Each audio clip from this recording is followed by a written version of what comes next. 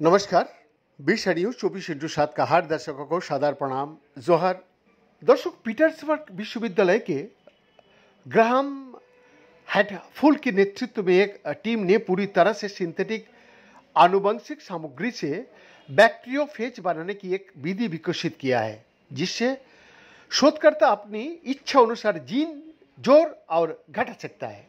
और इस खोज से समझने के लिए नए रास्ता खुल जाता है कि ये बैक्टीरिया नाशक वायरस कैसे काम करता है और बैक्टीरिया संक्रमण के कैसे संभावित उपचार के लिए किया जाता है। ये कार्य journal proceedings of the national academy of sciences में प्रकाशित हुआ है।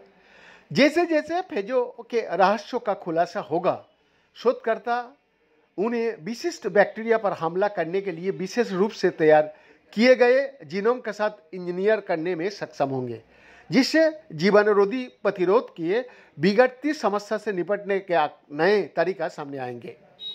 दर्शक, इससे खोजे यानी इस खोज में और तेजी आएगी कब ना हेटफुल ने ये कहा, फेजों में भारी भिन्नता होती है, लेकिन शोधकर्ताओं के कई अलग अलग जीनों की भूमिका का पता अभी तक नहीं है। उन्होंने कहा, जीनों का नियमन कैसे होता है? अगर किसी फेज में 100 जीन है तो क्या उसे सभी 100 जीनों की जरूरत है? अगर हम इस एक या उस एक को हटा दें तो क्या होगा? हमारा पास इन सवालों का जवाब नहीं है। उन्होंने कहा, लेकिन अब हम फेजों के बारे में लगभग कोई भी सवाल पूछ सकता है और उसका जवाब भी दे सकता हूं।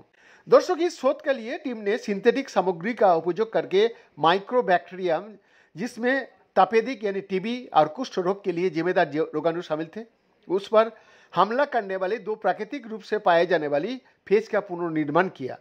फिर उन्होंने जीन जोड़े और हटाए और दोनों के सिंथेटिक जीनोम को सफलतापूर्वक संपादित किया।